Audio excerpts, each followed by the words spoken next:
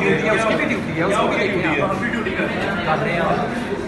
आप लोग हमसे बात है, नसीब साहब से बात करें।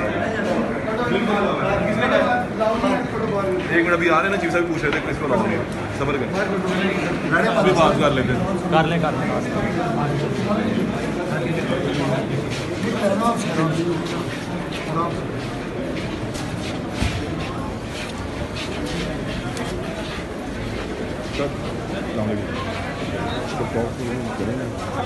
जमहूरी दिन है, एक बहुत बड़ा जमहूरी दिन है।